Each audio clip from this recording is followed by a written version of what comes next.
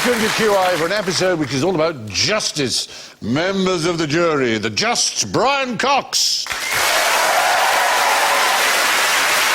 The judicious Rhys Darby. The judgmental Jason Manford. And the jailbird Alan Davis.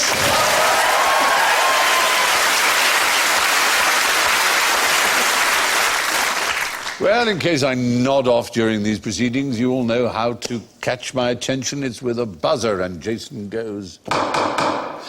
Brian goes. All rise. Rhys goes. Order! Order! And Alan goes. Excellent. So let's start laying down the law. Describe the rules. Oh, he's free! Escapology. I'll tell you what, being a copper back then when everyone dressed like I was well easy. Easy, wasn't it? I think it might be him. It might be that guy. I'm going to take this off because the bridge of my nose is rubbing. Oh, you don't want that. Oh my God, it's Alan Davis. Hi, everyone. Noel Coward was at a rehearsal when one of the actors was picking his nose. He thought secretly, and Noel shouted, "Wave when you get to the bridge." Anyway, describe the rules on a pirate ship. Rules? Yeah. What sort of rules would they have? Obviously, they've got a captain. Yes. So he's in charge. So I imagine he gets most of the gold and whatever they find. Well, oddly enough, now, they had two senior officers, the captain and the quartermaster. And the captain could be vetoed by the quartermaster on all matters except battle. Except rules of engagement when fighting. And they had strong laws. And the quartermaster was, he was about how much they divvied out, including he decided how much the captain got. The captain had no special quarters. He didn't have a, wonderful room such as you imagine in movies. So it's not exactly hierarchical. It's kind of a rule of two, the quartermaster and the captain. Otherwise, it was more or less a democracy in a strange sort of way, but with strict rules. For example, in Captain Bartholomew Roberts' ship, the Fortune, there was no gambling. It was like a boarding school. No smuggling girls into the dorm. No playing music on a Sunday. And lights out at 8 o'clock sharp in the evening. It's rubbish being a pirate. I know. It's not quite what you imagine. My dad, the captain. That's rubbish. But where are you going to smuggle these girls from, anyway? That's true. Do you rescue one from the sea? No. There is a wonderful book that when Vic Reeves was on, he mentioned he was an expert on piracy. He loves a pirate, Vic Reeves. He loves pirates, and it's a book that both he and I had read called Sodomy and the Piratical Tradition. And it is a very well-known book sorry, Brian. of history. No, it is. We're quite highbrow and intellectual. It is a very serious work of history and very interesting, which goes into the way these things were run. But obviously with the emphasis on the sodomy. But there was also... And were there rules surrounding that particular pursuit? There were rules, indeed there were, absolute, very strict rules. You couldn't just take whomever you pleased. What are the rules of sodomy? Not on Sundays. It's eye-wateringly complex. Yeah. Brian. You're too young and too innocent to know. Honestly. Really. For future reference. Stick to small things like supernovas. This is really too explosive. Eye-wateringly complex. When it came to women aboard, the articles of Captain George Lowther, who was a famous pirate of his day, said, "If at any time you meet with a prudent woman, that man that offers to meddle with her, without her consent, shall suffer present death." So meddling with a prudent woman without her consent got you death. So they really were very strict with each other. So meddling was rape, really? I think essentially we're talking about rape. Lost its meaning by the time Scooby-Doo came on. Exactly.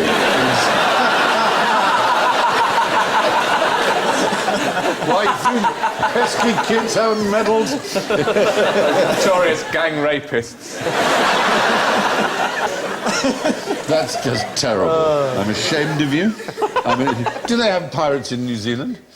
We've been attacked by pirates on occasion. And you didn't have anyone transported to New Zealand like Australia? No, it was a destination of choice for those seeking adventure Yep. and death. Nothing's changed. Nothing Yeah. much has changed, no, exactly. Why is the pirate voice similar to the farmer's voice? Why is there something? Arr! Get off my land! It's There's one man responsible. Right. Do you know who it is? It'll be a film actor. Yes. Oh, okay. In Treasure Island. He played in a great performance of Treasure Island, and in fact, Tony Hancock, the great comedian, he first started out as an impersonator of this actor. Lawton. No, not quite as well known as Lawton. In his own day, he was very, very well known, but now less well known. Anybody? Someone we've mentioned on QI before. hang on a minute, The we're getting- chances of Alan we're getting- remembering it Someone in the front row saying, you've done this. This fact. This was on Dave on Tuesday. New facts. New facts. Yeah, well, it was Robert Newton, anyway. The actor- Robert Newton. Thank you, yes. Robert Newton. Robert Newton is the right answer, yeah, but it doesn't count because we've had it before. There we David are. Prowse almost did that, didn't he, to Darth Vader? He has a West Country accent, didn't he? Yes, and he he did. famously thought that he was going to be used, didn't he? Yes. With his West Country accent, he got redone. I am by your James Earl father. Jones. Very upset. I'm your father, and I'm your brother as well. Sorry for when I tore there. Joking. Well, see? Darth Vader on a big tractor. Trundling down the corridors of the Death Star, chewing a bit of straw. Darth. Mr. Darth to you. Mr. Darth, Mr. Darth. It's, yeah, anyway. You know the skull and crossbone flag? Yes. Did they really have that? Because, I mean, that's really giving Hell, it away, we isn't definitely it? covered that in the last Oh, series. really? I must Yeah, have missed that. Alan will tell you all about it. Go on.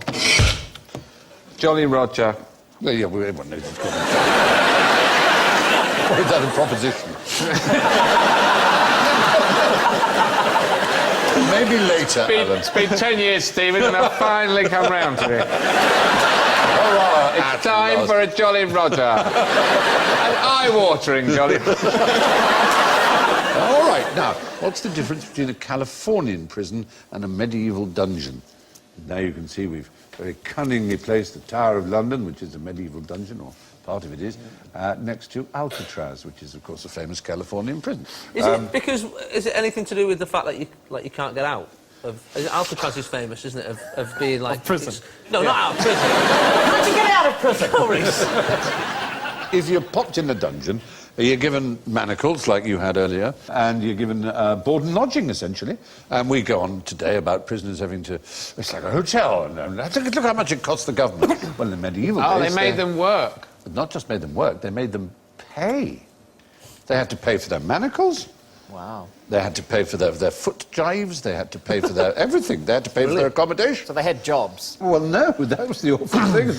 A lot of them, pretty obviously, were not very rich. So what happened was that they usually then ended up in debtor's prison because they couldn't afford to pay the fee. Is that a picture of the returns desk? I don't like that. These are a nightmare. They really hurt. But yes, I mean, when they closed the Fleet prison in the 40s, they discovered some people had been there for 40 years for what was a small debt they couldn't repay. Anyway, the point is, medieval dungeons, you had to pay your fee. And in California, at least in Riverside County, they've reintroduced such a system. Its county jail now charges inmates $140 a day to be in jail. $140. It's more than like a Premier Inn. It's more than a Premier Inn. That's more than Lenny Henry pays to stay in hotels. So that is quite a lot of money. Yes, and county council... Then again, there's no table tennis at Premier Inn, so... Yes, it's true. Pamela Walls of the council noted it may prove hard to collect reimbursements because those defendants who are convicted of crimes and incarcerated typically have limited funds. What a system. The supervisor, Jeff Stone, he thinks these are very challenging economic times and it could be a great source of revenue that could return $3 to $5 million a year. But... unlike in Britain, where you still had to pay, even if you were innocent, at least in California, if you turned out not to have been guilty, you get your money back. Oh, dear. Yeah, so... But, like, where are these people getting their money from? Is from crime, isn't it? So all it's doing is encouraging them to rob more stuff. They think, Yes. Going into prison, right, I better rob all the stuff. It's going to cost me a because fortune. they're just about to catch me. I better rush into this shop and take a till. It's true. They can work once they're in prison, though, can't they? From in prison. Oh, indeed, in most prisons, Yeah. there's work. When I was in prison, You can I set worked. up a little lemonade stand or something in the basketball court, and, you know. I had to paint soldiers when I was in prison. I was in prison when I was Like toy 18. ones? There were little toy soldiers. Yeah, Oh, wow. Yeah. So it was quite sort of relaxing work. Then I was put on the polishing the corridor duty, which was not so pleasant. When were you in prison? I didn't know you. Did you not know? Oh, I have a checkered past. There's a can of worms. 4 years ago now. We've moved on, Brian. We've moved on. Many people believe I should still be. You're going to an institution for several years and you come out in debt. Yeah, I should say. Rather like being a student. Yes, exactly. Very well put. That is basically what students. Except you learn probably a lot more in prison than you would. You learn a trade. At all sorts. You get a trade, you come out with a trade. Useful trade, bouncing. You learn how to be a bouncer. Don't take this question personally, Alan. I didn't write this question. All right. Okay. Now, what sort of person would say that Alan has a very small penis? I'm sorry. My wife. And this is a legal question. It is very much a legal question, yes. Oh, OK. I'll tell you the world we're in. We're in the world of defamation, right? Let's say I was to write a novel about someone who presented a quiz show called K.I., who was called Simon Dry, and he had a regular sidekick with curly hair who was called Andrew Devons, and had a very small penis. The idea is that he'll never sue, because he'll never say, this is obviously based on me. Because no one will say, it's obviously based on me, because my name's like that and I've got a Oh, hang on. So that's the idea, is that when you want to slander somebody, you put in certain things that they would never admit to. They'd be too embarrassed to say that it's like them. There was a writer who was snubbed by Martin Amis, the great novelist. That's Martin Amis. Peter James was snubbed by him, and he got his own back by creating a character called Amis Smallbone, whose manhood is compared to a stubby pencil. And presumably Martin Amis does not sue. Was it Martin Amis? Who was it who wrote about Norman Mailer and put a little sort of to the appendix, you know, to the index, because they knew that Norman would always look, and That it was just said called Norman Vidal. Mailer, and it said, yeah, hi Norm. That's right. It's a bit like that Jewish joke, isn't it, about the will being read out, you know, and to my brother-in-law Louis, who always wanted to be mentioned in my will, hello, Louis. There are. So how do we get away with that as stand-up comedians when someone heckles you and you have a go back and you say something in front of a room of, you know... Well, it's a kind of understood contract between an audience and a comedian that, that someone heckles and you go, if I want any shit from you, I'll squeeze your head or whatever. Yeah. You know, some What's that?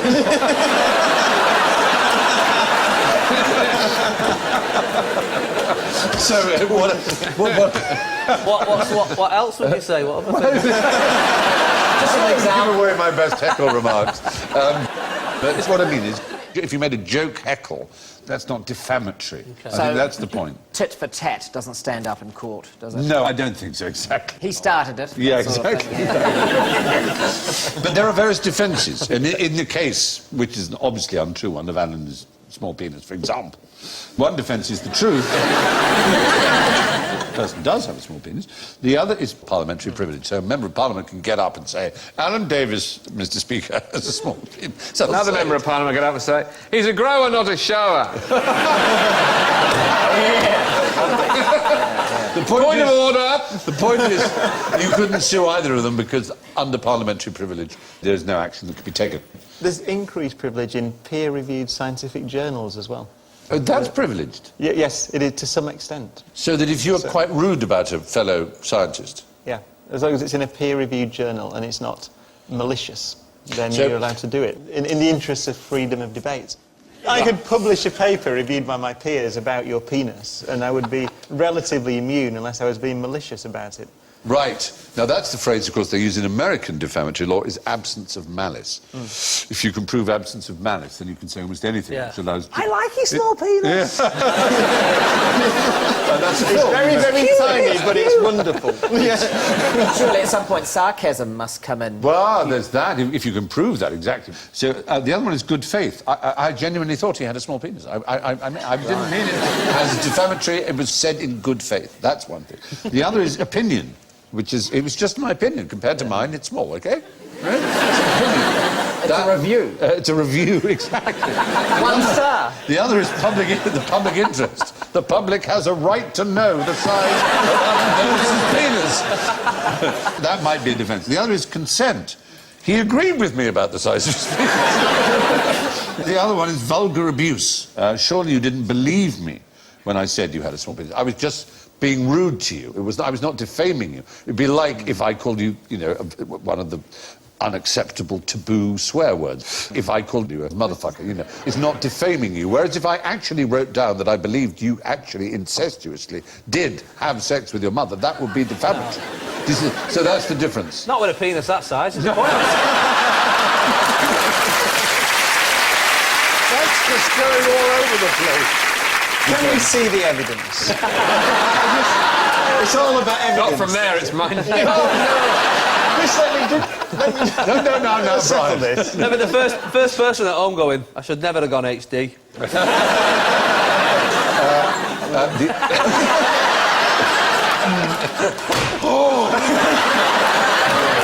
Rise.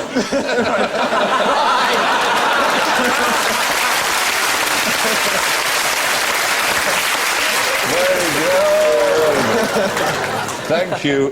Thank you. There is a... Is this on BBC Three these days? So sorry, I'm Brian, I know. Anyway, that's the point. Saying a character isn't very well hung could save you from a libel action, which reality TV format was invented by Charlemagne's father.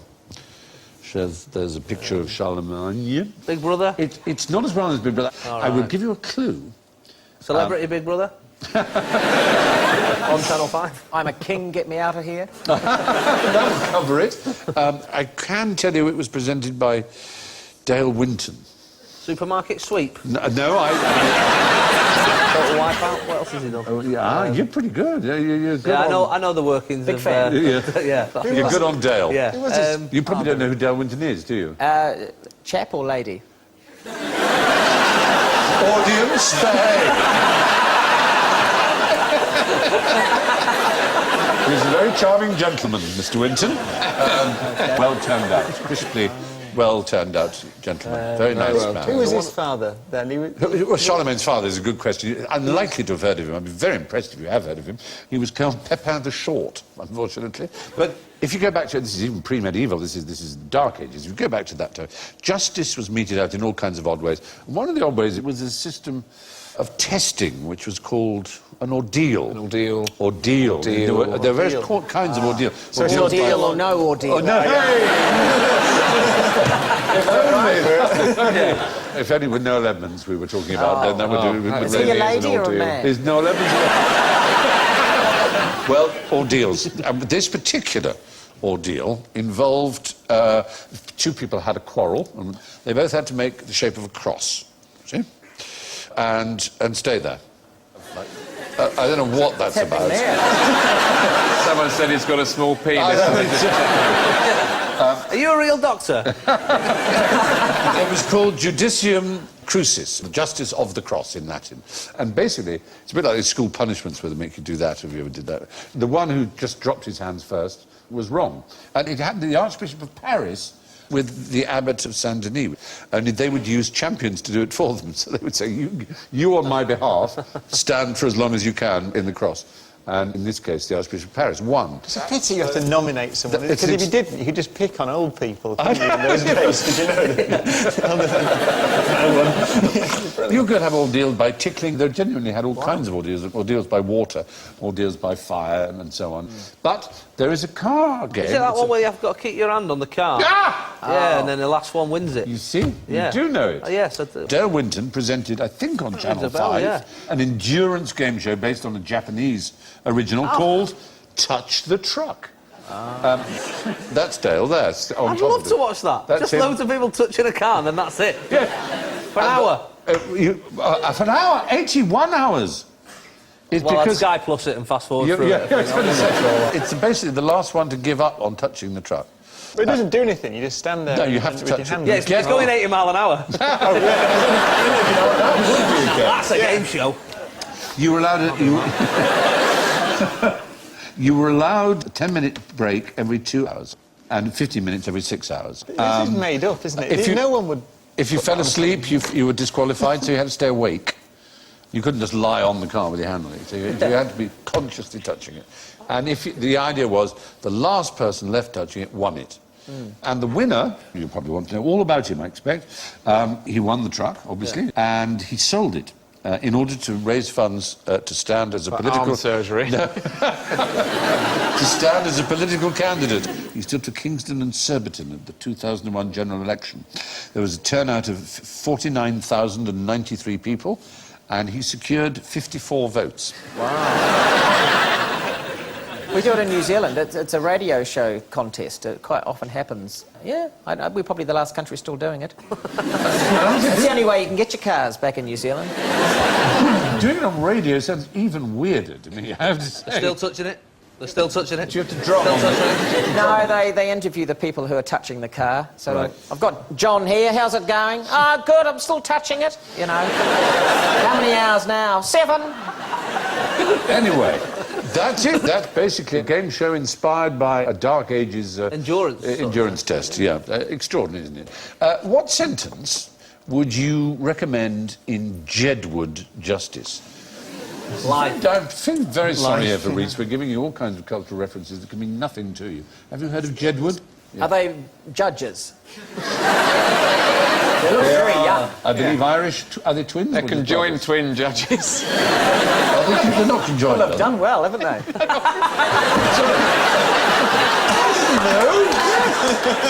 That's the whole thing about, that's the whole point of them. Are is they that all they're Siamese conjoined. twins? Are they? They're conjoined twins, yeah.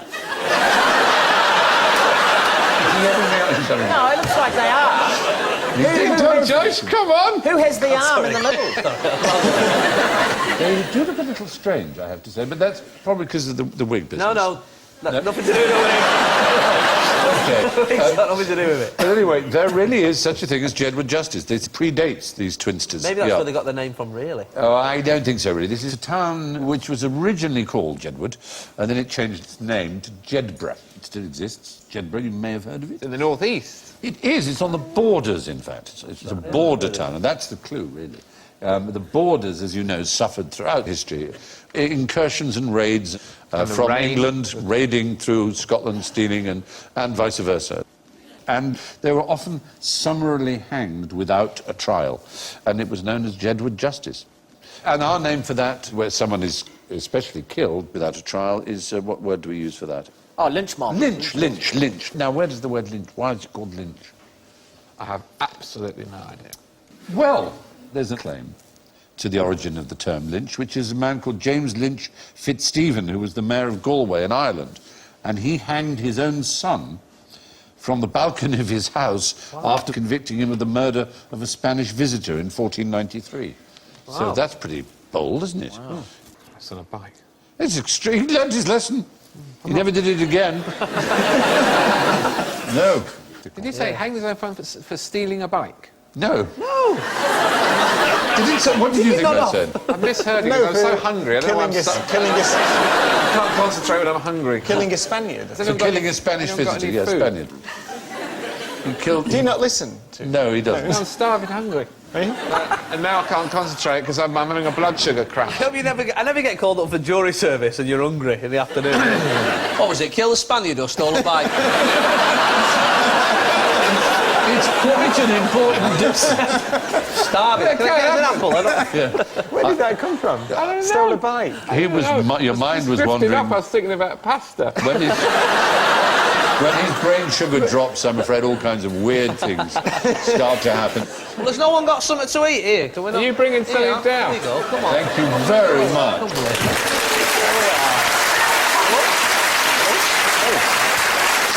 What's up? Some homemade flapjack. Oh, flapjack. Oh, thank you. Yeah, go on. Oh, she had them kids. Very good. You got something to eat for Stephen as well? No, honestly, I'm When fine. was the bicycle invented? It wasn't invented in 1493, was it? So it's No, doubly, it wasn't. doubly ridiculous. Well, in fact, you're questioning Alan's... As if Alan's mind works on logical rails. You'll be found guilty of that. Stole me bike. You what? I don't know. I don't even know what it is. Don't know what it is. It should be just enough sugar to get your mind Yeah. to tell the difference between somebody murdering a Spaniard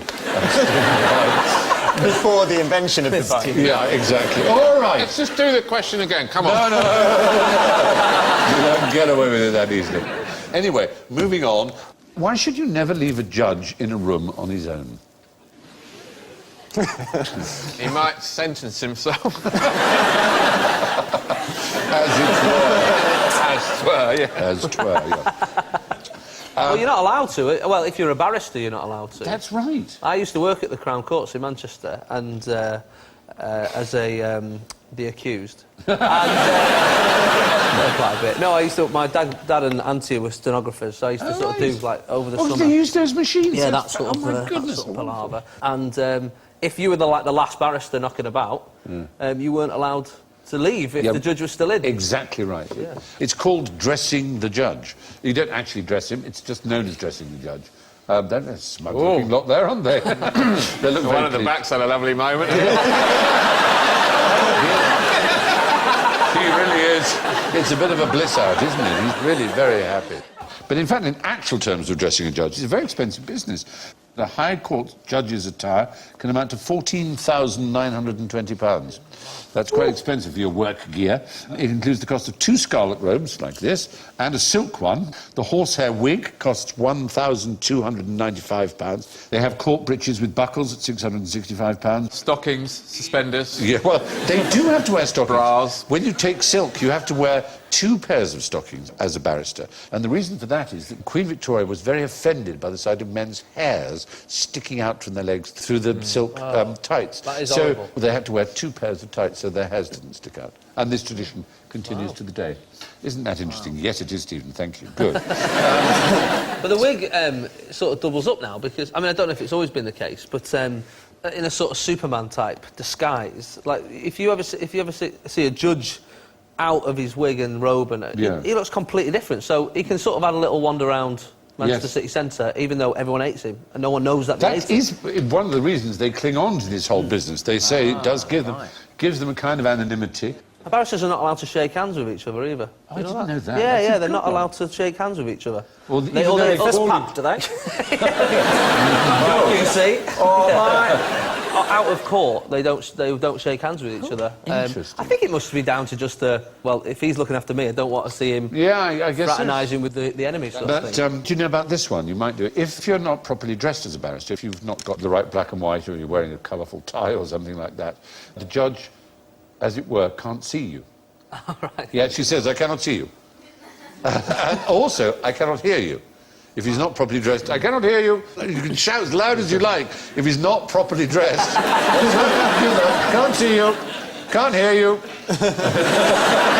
All of that. So that until they wear the right clothes, they cannot be seen or heard by the judge. It'd be a weird situation if you didn't know what item of clothing you had on that was offending him. Yes. And you'd be going, is it the bow tie? Is it the... And then, like, the second you took it off, he went, hello! Well, there was... There you are. Anyway, now, what happened when the biggest miser in the land forgot his reading glasses? He made an error in which he gave away his fortune, or something happened. No, because he'd forgotten his glasses, he wasn't able to sign a document, because he couldn't see. So he said, I'll take the document, I'll sign it at home.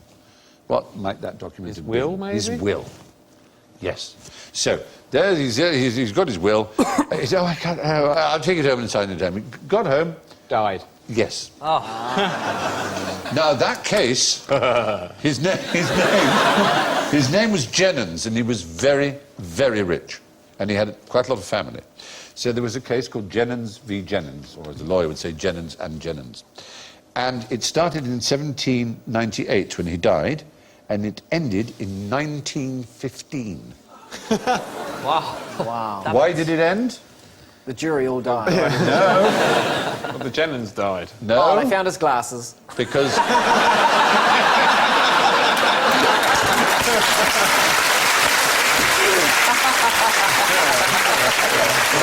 He died for the same reason that the fictional version of this case that Charles Dickens made famous in his novel Bleak House, Jarndyce versus Jarndyce, which he based exactly on this story, for the same reason.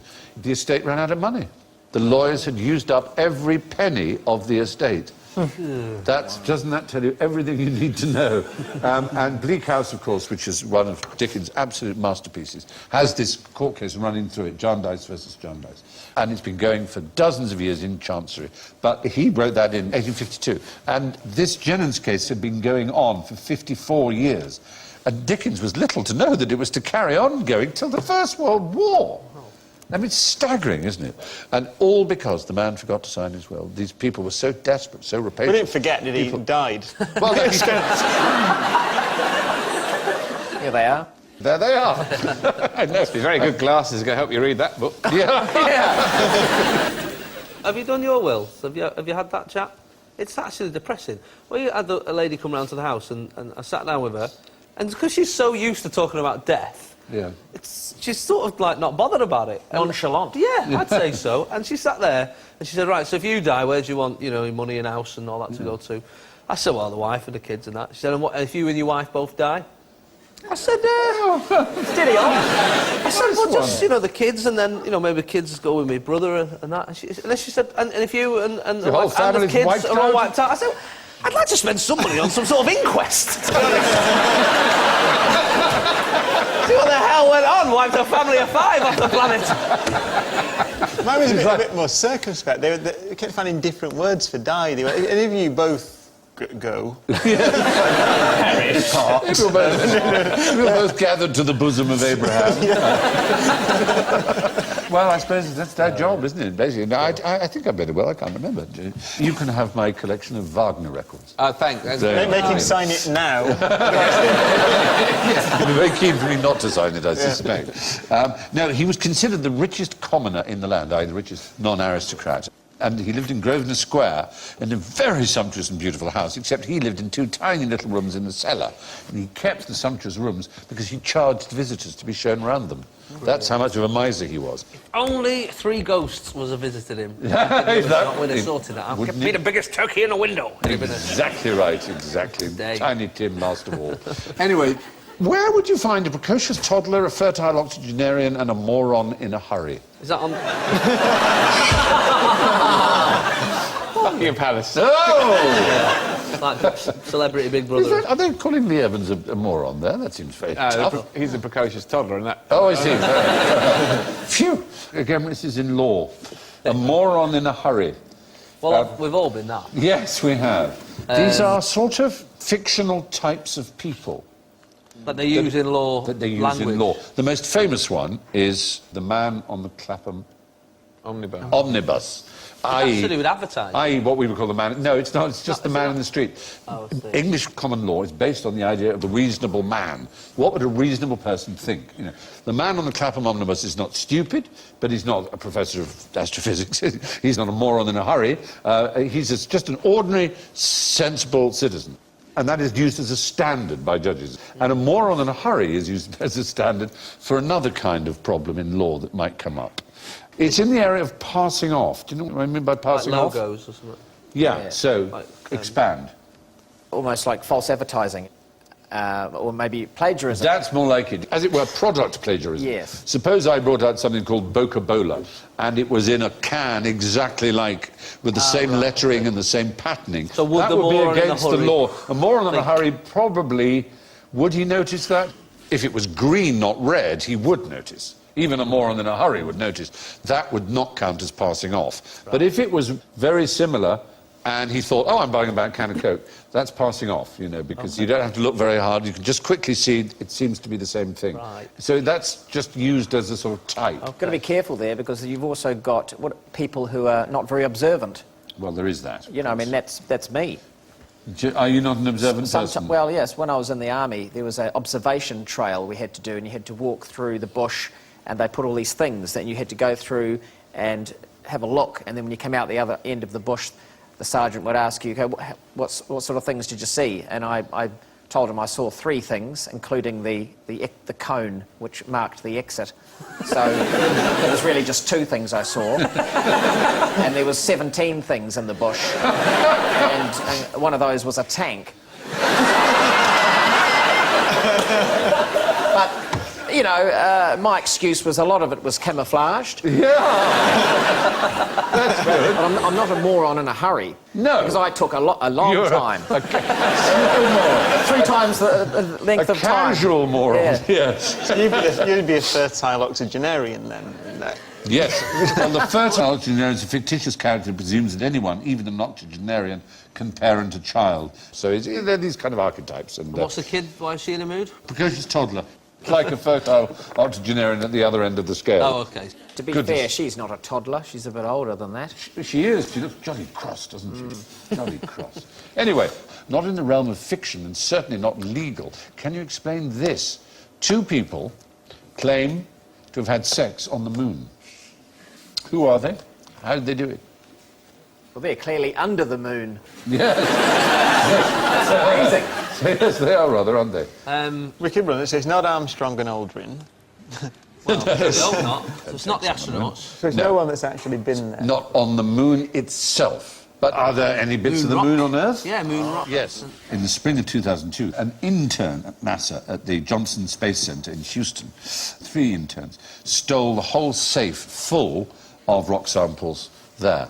The ringleader, Thad Roberts, and his accomplice, with the wonderful name of Tiffany Fowler, apparently spread the rocks on a bed and did it on the rocks. That doesn't sound... It's horrible. They got the rocks off on the rocks. I don't know how you explain it. It does sound uncomfortable. It does sound But terrible. it's certainly unique. I don't suppose any other couple on Earth can claim to have shagged on the moon, or at least on bits of the moon. I think I own a bit of the moon. You own a bit of the moon? Yeah, someone got it me once for my birthday. Oh, it's like having a star named I don't know how after you. That's legitimate it nice. is. I'm just waiting for Branson to sort it out. Yes. Then I'll go up Virgin- there and have a little look. You'll probably know more about this than I do, but Virgin Galactic is not the only company that's seeking to offer at least a journey out of the atmosphere. Yeah. But it'll be quite a short time out of the atmosphere. won't it? Yeah, you're there for a few minutes. It'll cost a lot, but Yeah. would you consider doing it? I would. You'd love to see it. undoubtedly. Yeah. It's more of There a is a- thrill ride, isn't it? About 2.5 minutes, Yeah. and then you come down. Like the vomit comet, which is I- the way I you did plunge. that. Have you done that Which with the was miners? Oh, yes, great you did on fun. your show. Yeah. So you did, yes, absolutely. And that's remarkable. I have to say, I watched it and I admired you did very well. But I was really admiring the cameraman. Spinning around. Yeah, it's, managing to keep you in shot. Yeah, which that's can't have been easy. But there will be bits of the moon other than the bits that were brought back on the surface of the Earth. There's quite a lot of moon and Mars because you get meteorites that enter the Earth's atmosphere. And it may be apocryphal, but there's a story of a piece of Mars hitting a dog in Egypt and Really? killing the dog. Yeah, what are the chances of the unlucky dog? But it's one of the Martian meteorites, one of the famous Martian And meteorites. presumably ended his life. Yes. Coming in at quite a speed, quite Yeah. a Go, lick. He caught it. There's also a story of a woman whose leg was broken by a meteorite. He was in bed, and one came through her roof and broke her leg. Brian, is the moon the same all the way through, or is the surface different from the rest of it? It's not got an iron core because it's thought to have been blasted off the edge of the Earth by a collision early on in the formation of the solar system. Did they go down very far, the Apollo astronauts, when they were collecting samples? No, they just scooped it off the surface. Into a sack and off they went. Yeah. That's some of the evidence that tells you that the moon was blasted off the Earth at some point in the past because Is the its composition of the rock is mineralogical- very similar. Anyway, I should point out that this story that Thad Roberts tells of shagging on the moon, not everybody believes him. Some people think he's just a big old show-off, and it's not true. But he certainly claims it, so who knows. And finally, why would I encourage a psychopath to eyeball my crotch? Look at that picture. Wow. This is one of those that I don't think we want to know the real answer. No. Nice idea. Would it release the tension? Well, I'm afraid we're back in the weird world of the 1960s, and we're in the world of theoretical psychiatry. And it won't surprise you to learn that it was in California there was a psychologist called Paul Bindrin who pioneered nude psychotherapy in 1967. at a nudist resort, and he devised discomforting exercises, one of which was called crotch eyeballing, in which participants were instructed to look at each other's genitals and disclose the sexual experiences they felt most guilty about, while lying naked in a circle with their legs in the air. I'm afraid there was a doctor at Oak Ridge Hospital for the Criminally Insane, a Canadian psychiatrist called Elliot Barker, who did a marathon nude psychotherapy session for criminal psychopaths.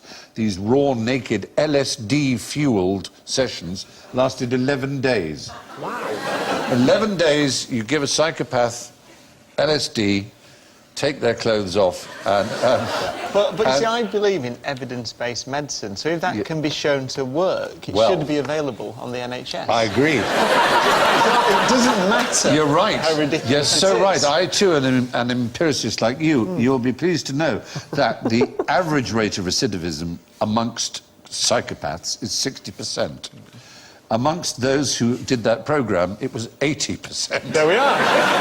Therefore, We there's think it's a strong case. bad idea. Recidivism. Oh, I see. Oh, I see. Recidivism is when you do it the crime Yes, again. yeah. But why don't we try it? Let's get up. Let's all get up and show each other our genitals. Come on.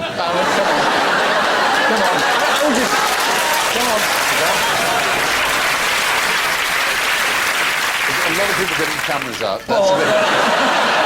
We're in social networking. He's got a very long telephoto lens as well. It's insulting. You won't see mine from there. You'll have to come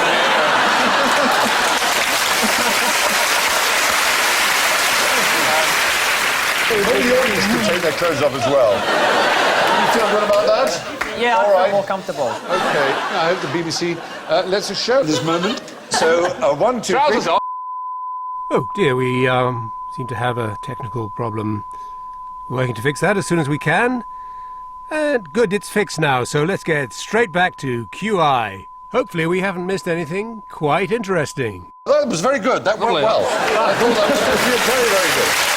That was interesting. Very interesting. I can see why they call you Brian Cox now. Yes. And a blue one is Yeah, I so know, weird. all right. Anyway, we've learnt a lot about each other and about the audience. Thank you for participating as well, audience. Very good. It was very interesting. It was very revealing. And talking of revealing, there is something, after all, to be said for crotch eyeballing. There's a lot more to be said for score eyeballing. And my goodness me, do we have some scores for you today. It's hard to believe that a man of such intellect should be in last place, but I'm sorry to say, on -7, it's Brian Cox.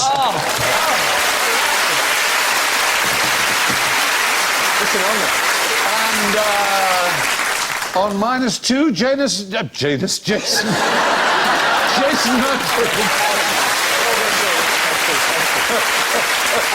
Oh dear. In second place, with a magnificent plus score of 3, is Rhys Darby. Oh, well, And can we believe it, ladies and gentlemen, with a towering 5 inches, a towering 5 points, Alan Davis.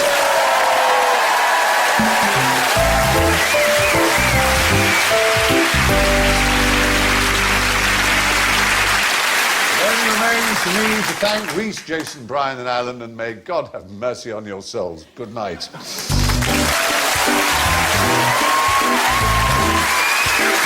Classic tracks from one of Britain's greatest ever rock bands, Unmissable, Led Zeppelin, live in London at their one-off Celebration Day concert from 2007 is on BBC Two next.